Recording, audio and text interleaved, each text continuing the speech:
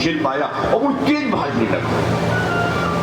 अन्य सैनिक उनके पीछे जा रहे हैं और सिंधु देशी घोड़ा, उसकी कौन तुलना कर सकता है। सिंधु देशी घोड़ा पूरे राजमहल में, राज दरबार के अंदर राजा के लिए और राज परिवार के लिए होते थे, सैनिकों के लिए नहीं होते थे। उन पर राज परिवार ही से सवार करता था। सैनिक पीछे रह जाते हैं, कृष्ण बहुत आगे निकल गए, घोड़ा बहुत तेज चल रहा है, अपने राज्य की सीमा को भी त्याग दिया, बहुत घने जंगल में पहुंच जाता है। आज की राजा तो सिर्फ अपना पेट भरने के लिए हो गए हैं। जनता जाए पहाड़ में, हमारी कोठी बने, 4 यहाँ बने, वहां बने, इतना करोड़ों का पैसा हो, हमारी जनता की कोई आवश्यकता नहीं है। परंतु उस समय राजा अपना खुद दुख उठाता था, प्रजा को दुख में नहीं रहने देता था। जंगलों का राजा कौन होता है? शेर होता है ना। जंगल का राजा शेर भी अपने जंगल की जितनी प्रजा होती है, कौन होती है? जानवर ही होते हैं, उनकी रक्षा के लिए तत्पर रहता था। उसने देखा है कोई जानवर नहीं आ रहा, कोई मानुष आ रहा है और इस जंगल में आग लगाएगा। क्यों? तो मणि इतनी चमक रही थी, वो आग की गोला निकल रहा था। इस जंगल में आग लगाएगा और आग लगने से हमारे जो वासी हैं, हमारी जनता है हमारी, वो तो जल जाएगी, जंगल जल जाएगा। हम कहाँ रहेंगे? कुछ भाग भी जाएंगे निकल के, तो कितने भागेंगे और फिर कहाँ रहेंगे? उसने बोला कि आग नहीं लगने दूंगा अपने जंगल में मैं। एक नीचे पहाड़ के टीले पे चढ़ जाता है, बोले निकल के तो दस्त ही जाएगा, तो यही रास्ता है जंगल में घुसने का। चढ़ गया और जैसे ही कृष्ण घोड़े पे सवार चलता चला जा रहा था, शेर ने छलांग लगाई और छलांग लगाते ही कृष्ण को घोड़े से नीचे गिरा दिया और उसका वध कर दिया। अब देखिए आज के मित्र कैसे होते हैं, सेवक कैसे होते हैं। यदि आप अपने साथ गनर भी लेके चलेंगे ना और गोली चलाने लग जाए तो वो उसके भाग जाएंगे, तुम मत हम निकले इधर। जबकि आपने किस लिए रखा उसे? अपनी सुरक्षा के लिए। परंतु घोड़े ने कहा कि मेरा स्वामी शेर मार रहा है, तो तुरंत ही सतर्क हुआ और अपने पैरों की टापों से शेर को मारने लगा। कभी आगे के पैरों से, कभी पीछे के पैरों से गति मार मार के शेर को घायल कर दिया। तब तक तो कृष्ण को शेर ने मार दिया। शेर ने कृष्ण को मार दिया। अब कृष्ण मर गया और घोड़ा पे आक्रमण कर रहा है, तो अपने बचाव के लिए शेर ने घोड़े पे भी आक्रमण किया, घोड़े को भी मार दिया। अब बोला कि तो बहुत अच्छी चीज है, कोई ये आग की तो चमक रही है, इसको हम जंगल में भी टांग देंगे तो हमारा प्रकाश होता रहेगा, कोई वैसा हमारा शिकारी हमारे ऊपर आक्रमण करने के लिए नहीं आएगा। जैसे आप अपने घरों के सामने रात को लाइट जला देती हैं, तो चोर वाला कोई आए तो दिख जाएगा हमको। तो उस विचार से उसने उस बड़ी को लेके वो चलने लगता है, दोनों को मार दिया। शेर आगे को बढ़ता है तो बढ़ते बढ़ते एक गुफा पड़ती है, उस गुफा में कौन रहते थे? जामवंत। तो मणि का प्रकाश गुफा के अंदर गया तो जामवंत ने देखा कि कोई यहाँ पर मनुष्य आ गया है और खोज कर रहा है, हम लोगों को जरूर मारेगा। तो वहां से निकल, जैसे शेर से बाहर निकलने को हुआ, जामवंत जी आते हैं, बोलते तो शेर है, इस शेर पे कैसा चमकीली मणि टाइप का यंत्र क्या है ये? जामवंत जी शेर को लड़ता रहा और शेर कहीं गर्जना सुनता है किसी की? कभी नहीं। शेर में जामवंत जी में युद्ध हुआ और जामवंत जी से कोई विजय बोल नहीं सकता है। युद्ध हुआ, जामवंत जी ने शेर को मार दिया। शेर को मारने के पश्चात मणि को लेकर के अपनी गुफा के अंदर चले जाते हैं। इधर क्या होता है, द्वारका में तो उस दुष्ट व्यक्ति ने लेकर चर्चा चला दी थी कि भगवान कृष्ण कन्हैया जो है मणि को लेना चाहता है, मारना चाहता है, और देखो आज उसने कृष्ण को मार दिया और मणि छीन ली। अब ये चर्चा रुकती तो है नहीं। जो भगवान कृष्ण कन्हैया के चहेते थे, उन्होंने जाकर के द्वारका के अंदर महल में कहा, कहते थे चर्चा चल रही है और कहना प्रत्यंत लग गया है कि मणि मार करके ले ली। भगवान कृष्ण को दुख हुआ, बलदेव देवकी को भी दुख हुआ कि एक कैसी क्यों किया कन्हैया ने, इसके पास क्या कमी थी जो उसको मार करके से मणि लेनी चाहिए। उनके विचार में यह गया कि हाँ उसका न कर दिया हो, तो कन्हैया नटखट थे। पर एक मन से सोचते थे बार बार कि कन्हैया कभी कर नहीं सकता है, दुविधा पड़ गई। कन्हैया ने अपने माता पिता को, नाना को देखा कि बहुत दुविधा में पड़े हुए हो, मेरे कारण, पुत्र के कारण पिता दुविधा में हो, वो पुत्र नहीं होता है, वो पुत्र कहलाने के योग्य नहीं होता है। उन्होंने कहा कि मेरे कारण मेरे पिता कष्ट में हैं, एक कष्ट में नहीं रहने दूंगा, कष्ट में नहीं रहने दूंगा, और इस कलंक को मैं मिटाऊंगा। तो कलंक बेमतलब का लगा, मैंने किया ही नहीं है। उन्होंने कहा कि पिताजी मुझे आज्ञा दीजिए, ये कलंक मेरे पास लग रहा है, इस कलंक को मिटा करके रहूंगा मैं। तो बोले तुम कैसे मिटाओगे? कि मेरे को छोड़िए। अपने कुछ ग्वाल वालों को साथ में लिया। आज तो जासूस कुछ और तैसे करते हैं कि मोबाइल को लोकेशन देखते हैं, क्या करते हैं, परंतु पहले क्या था, पद चिन्हों को देख के चला जाता था, खोज होते थे, पद चिन्ह देखते थे, पद किसके हैं, पैरों को देख करके, जूतों को देख करके बता देते हैं जूता उस दुकान का बना हुआ है, उसे पूछ के आई जूते को कौन लेके गया था।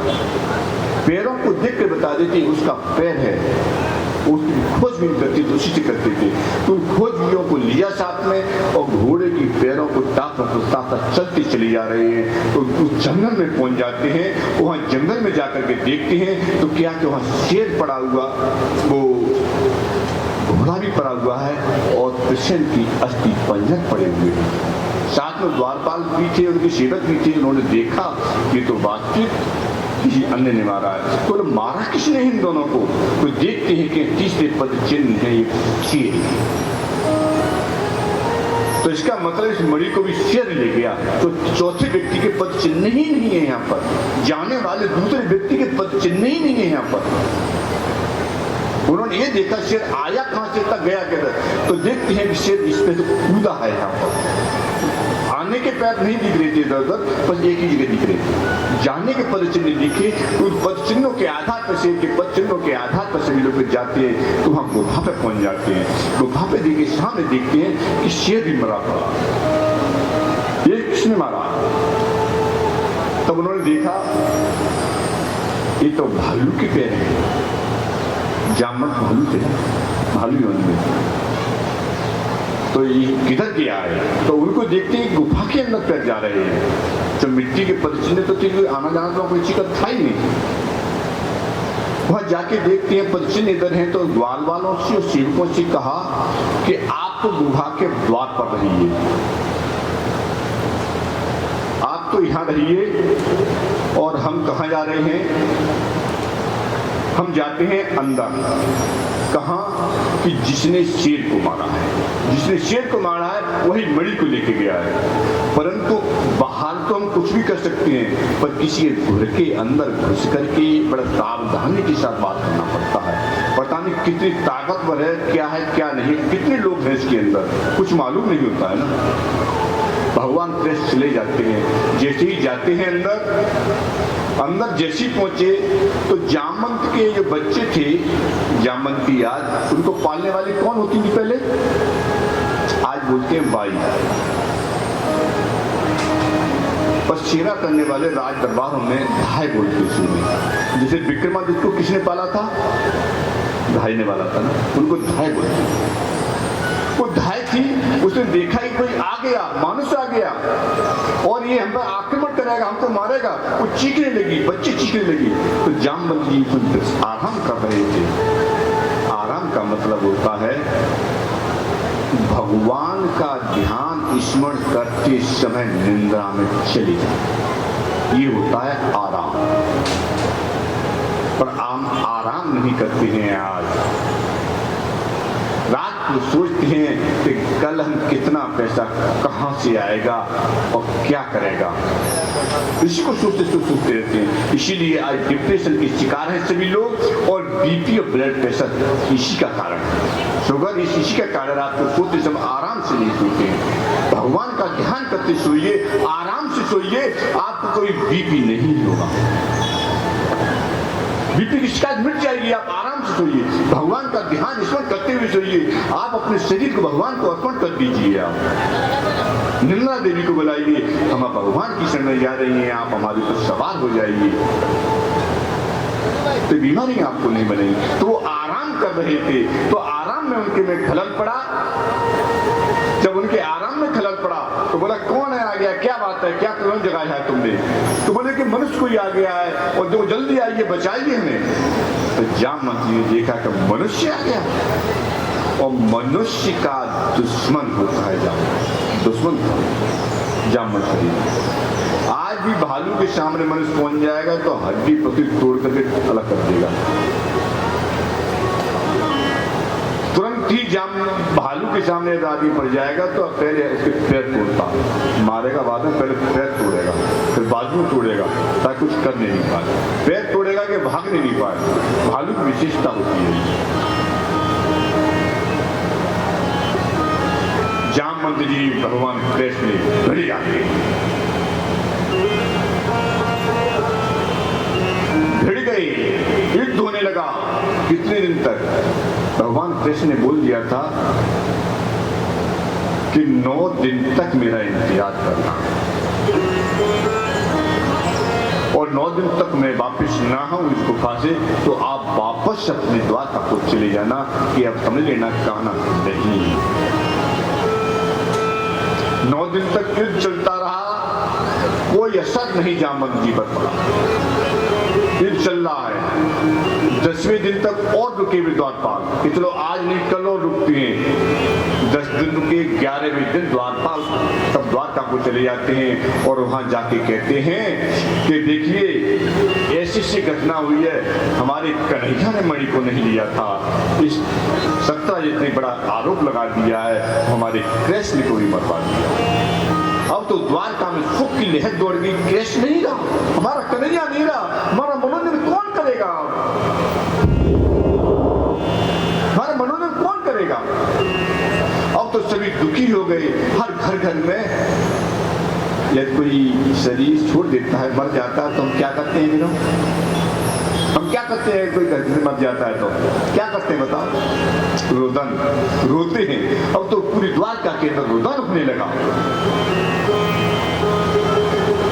12 दिन बीत जाते हैं।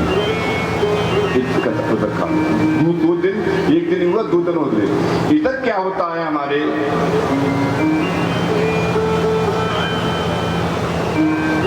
ब्रह्मलोक में जाने के लिए नारद जी की इच्छा हुई।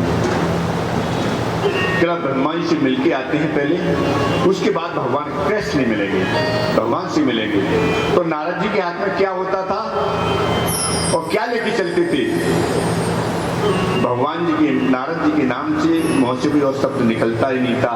उनके एक हाथ में वीणा, एक हाथ में खंडाल होती थी और कहते चलते थे श्रीमन नारायण